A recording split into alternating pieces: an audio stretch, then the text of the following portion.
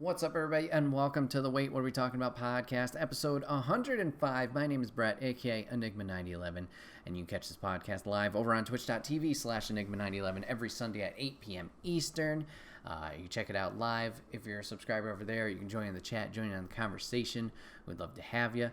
If you can't catch it live, that's A-OK. It's put over on YouTube and podcast services the very next week, where it's broken up topic by topic and put as one big video and MP3 on the following Friday. Reminder, Extra Life 2021 is coming up on November 20th. That is a Saturday at 12 noon Eastern, 24 hours of gaming, raising money for Children's Miracle Network hospitals, trying to help those guys out. If there's any way you can help and support by either watching, donating, or just spreading the word, we would greatly appreciate that. And last but not least, hashtag add merch store and get all your swag over there. T-shirts, cups, backpacks, and more. Rep the brand. Support us. We'd love you for that. Today, we're flying solo, as you can see. I got two topics for you guys today. Excited to jump right on into it with a pretty dang recent one as of recording right now. Bound for Glory, Impact's latest pay-per-view, was last night. I kind of wanted to talk about the pay-per-view itself, the matches, and what I thought as I was watching it, and what exactly happened.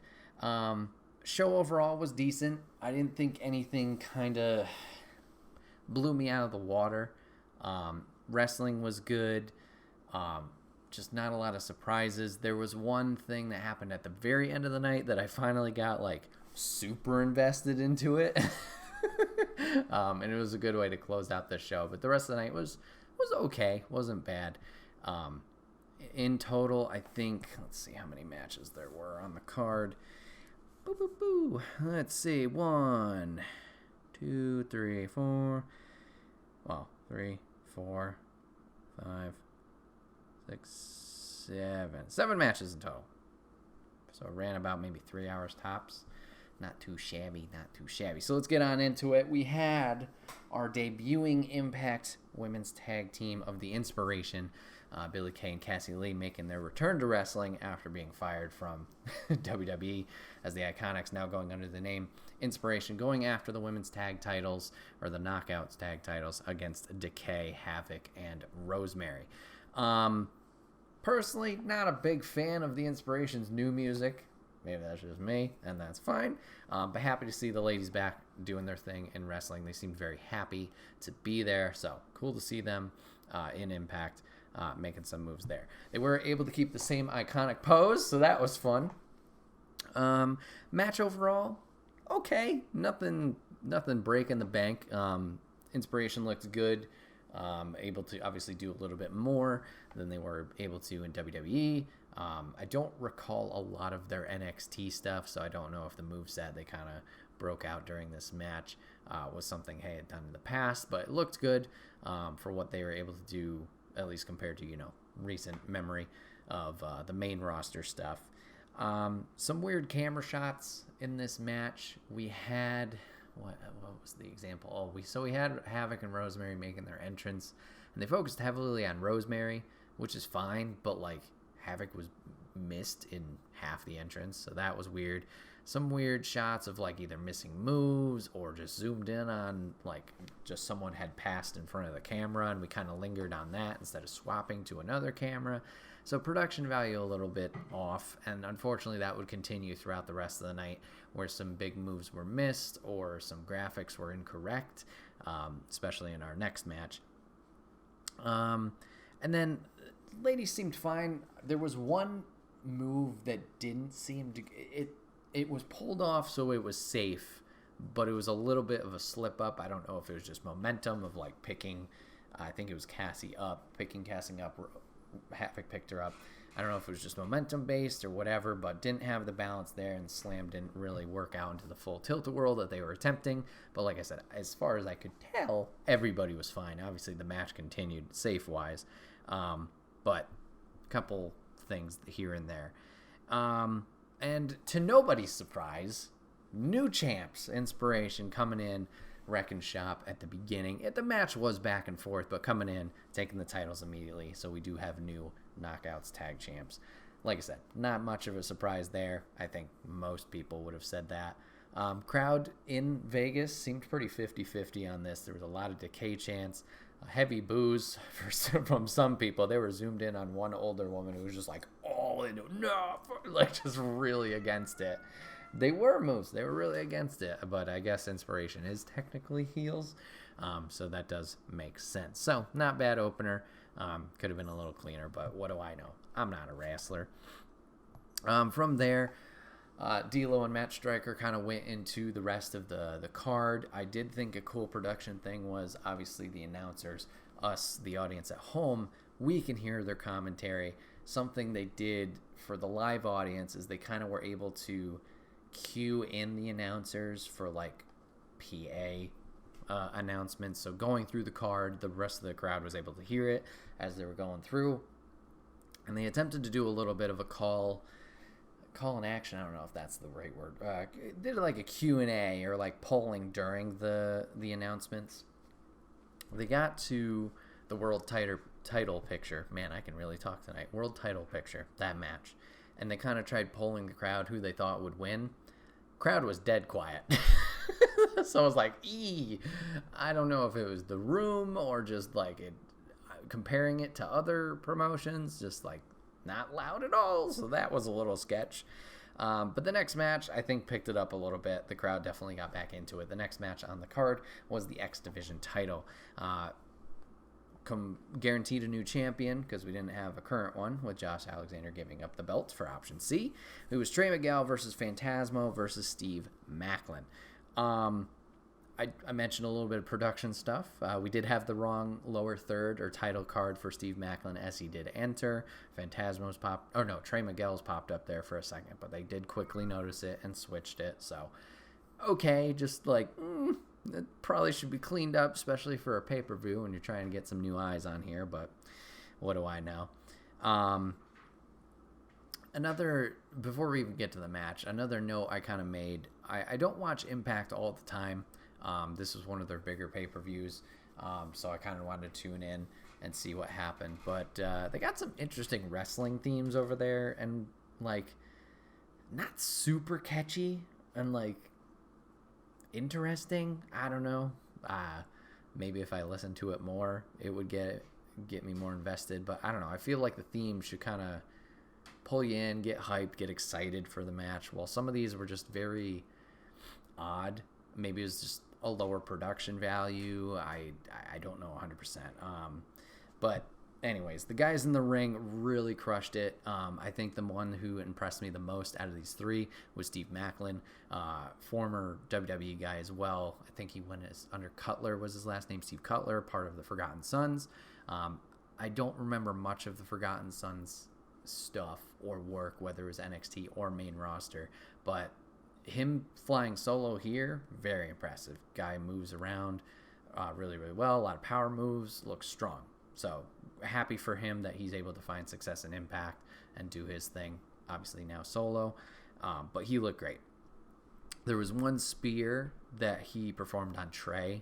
Trey was attempting a like handstand springboard move, and Macklin speared him as he was doing the handstand on the ropes and out of the ring.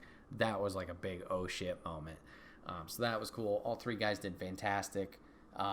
Trey is going to come out of this with the X Division title and winning it, I think, for a second time, but I could be wrong there. So congrats to him. And then we get a really weird quick match. We had Heath Slater versus Violent by Design. It was a 2-on-2 with Heath having a mystery partner that was supposed to be Rhino, but he was kind of making the play. Like, Rhino's in this weird growing pains thing, leaving Violent by Design, Heath trying to save him, and Rhino's figuring out himself if he wants to help out Heath, go back to being a good guy, or is he going to stick to Violent by Design and continue to be brainwashed, or whatever stuff you want to think about there. So Heath comes out by himself. Rhino's not there. All right, drama, great. Heath gets his ass whooped for maybe 5-10 minutes. All right. He's holding his own against the two, at least, like, not getting pinned, but he's taking a beating. Takes his beating. Here comes Rhino. Okay, Rhino comes out. He's still kind of doing, like, the half and half, like he hasn't made his decision. finally makes his choice, goes to Heath's corner, and literally yells, "Tag me in!" Gets tagged in, steamrolls the other guys, Violent by Design, does a gore, 1, 2, 3, done. Like 30 seconds. It's like, okay, yay, Rhino's a good guy again. But like, I don't know, that just didn't really do anything, deliver anything, other than, yeah, it was a big okay moment. Like, sure, that's the thing, whatever. After this match, we're going to get a little bit of a recap for the Digital Media Championship when the pre-show. Interesting whole concept there. Jordynne Grace is going to win that. She's going to be first Triple Crown Knockouts champion, as she's going to proclaim herself. A little promo from her. Okie dokie. Then we get an interesting one. I think this is the first one that, like, had some stakes. Obviously, we talked about the X Division title. That was impressive from those guys. But this one, I think, had the most excitement to it in a way, with being the surprises. So this is the Caller's Shot Battle Royale. So it's essentially the Royal Rumble, or any Battle Royale. 20 entrants. They're going to enter after a certain amount of time. Once it gets down to the last 2, it becomes a singles match where the winner needs to win via pinfall submission. Okay, cool. So entrant number 1, which they decided a few weeks ago, is going to be Chris Saban. Fortunately, he lost to Will Morrissey. So Morrissey was guaranteed 20th, and then Saban, because he lost, was first. So Saban comes out, and then we get our first surprise as entrant number 2. Entrant number 2 is going to be New Japan's Rocky Romero. Crowd loves it, really into it. These two do really, really well for their first, like, minute and a half, or the hell time limit it was. Do really good, perform great. Then we keep getting boom, boom, boom, boom, boom, you know, the entrance in. Every time an entrant comes in, seems like the counter goes a little quicker. I don't know if it's an actual production thing where they're just like, fuck it, just go. Or if it's like, as you're viewing, the passage of time is different because there's more things going on. Who's to say? But we get more entrants. Then we got a little bit more surprises, but nothing to blow your mind away. We get Melina showing up after her 1 appearance or 2 appearances not too long ago. So cool to see her. She did really well. We get a very odd one from WCW, The Demon, a.k.a. Gene Simmons lookalike from fucking Kiss. Odd choice to bring in, but okay. Survived for a little bit, did a few things, did a little comedy skit with Johnny Swinger, but okay, he was there. So yeah, the match is going on. Ace Austin will eventually come in. Ace Austin is going to get eliminated by Chris Saban. Okay, no surprise. Well, kind of a surprise there. Austin's not happy. Madman Sawyer Fulton's going to come down. He was in the match earlier, but he's going to come down, and he's essentially going to lay out Saban and eliminate him for Austin. So now we got a future setup there for, obviously, those guys to feud. Comes down to Matt Cardona and Moose. Cardona's going to rile up. He's going to hit his finisher, or he's going to attempt hit his finisher and misses. Moose is then going to take advantage, hits his finisher. I think it was some kind of power bomb, and Moose will take the win here, winning the Call Your Shot trophy. So essentially, Money in the Bank, you know, come in, any title you want, you get a shot. Cool. Okay. Interesting. So Moose is there. Moose wins. We're going to move over to the Impact Tag titles now. Another triple threat. It's going to be the Good Brothers versus Finn Juice versus Bullet Club, a.k.a. Chris Bay and Hikuleo. Another good match. I think this one was good because of Juice Robinson and Juice Robinson alone. This man is hilarious. So the whole match, this man is just shouting from the corner or while he's in the ring. The one that kicked it off, his tag team partner, Finn, I can't remember his last name, is in there. And Juice is ready for the tag, right? So he's holding on to the tag rope, and he just blurts out, "I'm ready for the tag. I have the tag rope referee. And he puts his hand out and gets the tag in and comes in. And just the rest of the match, he's just shouting out like, oh, this is the big power move. Do you guys want a power move?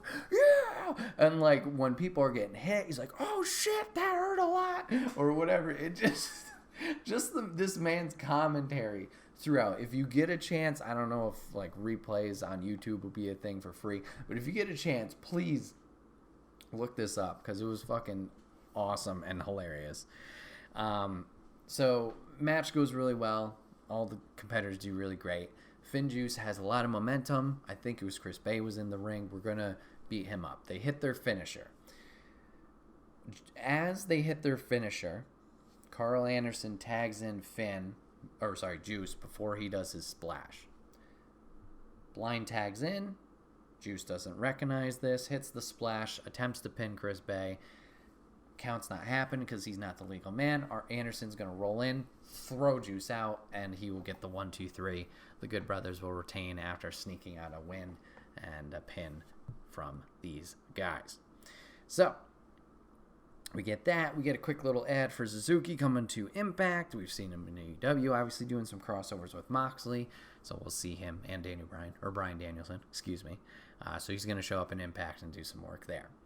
Knockouts title time. Mickie James versus Deonna Perazzo. Ladies crushed it. Very excited there, exciting to see. A little brawl at the start. We're going to battle around the arena a little bit. Bell didn't ring, so not official there.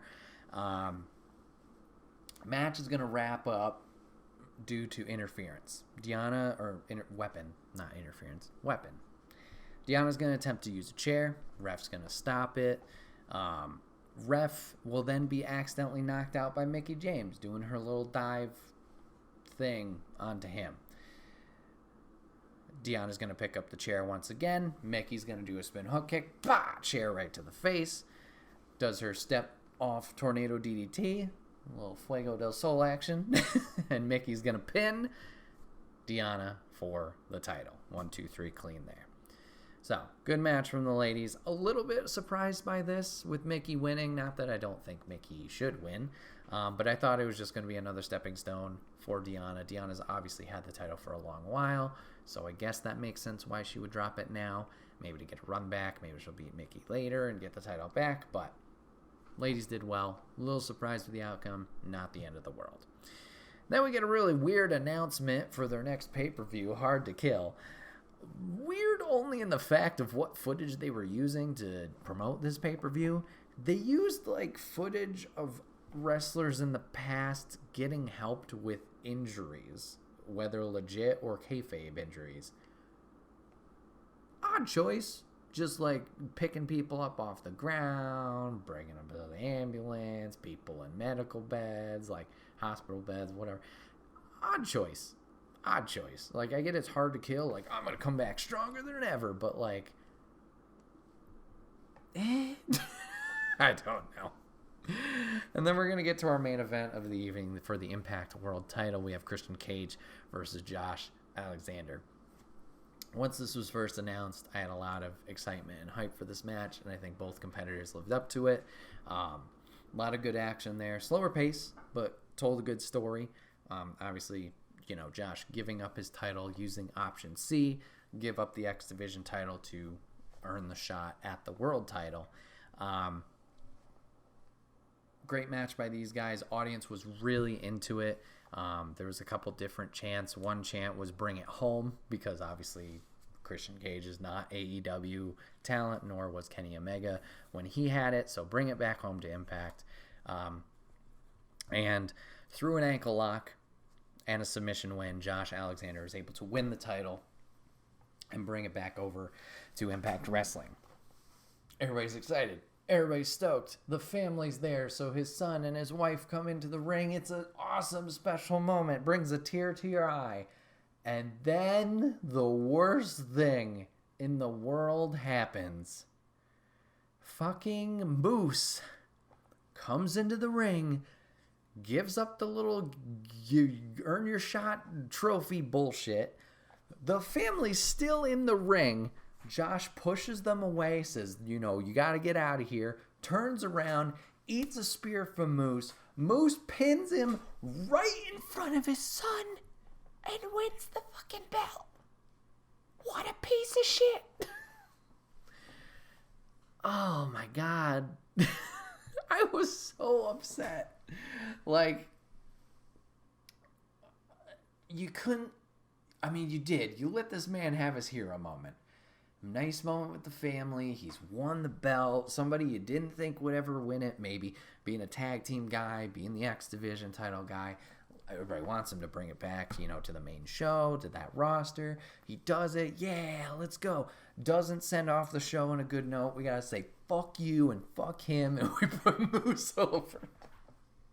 I get it. He's a heel. We're supposed to feel this way. So that's why it's good. It's good wrestling. It's a good show. It's just like, fuck. Like, you get invested in it. It's like, oh, man. And I think the worst part of it was his family was still there. Wife and son in the ring. His son was crying, I'm pretty sure. It just, like, broke your heart. Oh, God. Shit. It's going to be interesting to see what happens next Thursday during Impact. But, yeah, that was Bound for Glory. My rundown of the card, however pretty or disgusting that was. Just my thoughts on the matches. Like I said, nothing breaking the bank. Probably the main event was the best match. The triple threat for the X Division was pretty exciting. And then, you had the Battle Royale. Could have been better with the surprises, but I understand maybe some people or talent they have been talking to aren't official yet. I don't know the full rundown, whatever that is, if even those talks are happening. Rumors run amok in the wrestling world, so who knows who's going where and when they're showing up. There is another rumor going around that the AEW Impact relationship might be wrapping up soon. I don't know how true that is. Obviously, with Christian Cage dropping the Impact title, there's no hard AEW ties with, like, the AEW being a champion. So maybe that has some traction to that statement, but it's hard to say. Obviously, only time will tell. If the relationship continues, it might have been more of a thing of, like, how do we keep audiences interested with the pandemic, and no crowds? Like, what's something exciting we can do? We can share talent and keep things exciting that way, that anybody can show up anywhere. Well, let's go with that. And now that things are kind of slowly getting back to normal and crowds are allowed back into wrestling events and they're traveling now to different locations, maybe it's time to focus more on the product itself and not the surprises. But who's to say? I don't know. As far as I know, there's no bad blood. But once again, I'm not there. I'm not invested behind the scenes in anything. So time will tell. But yeah, hopefully if you guys watched the pay-per-view, you guys enjoyed it. And I'm sure there'll be more exciting things or follow-ups on Thursday and down the road for Impact. We'll have to see how this momentum carries.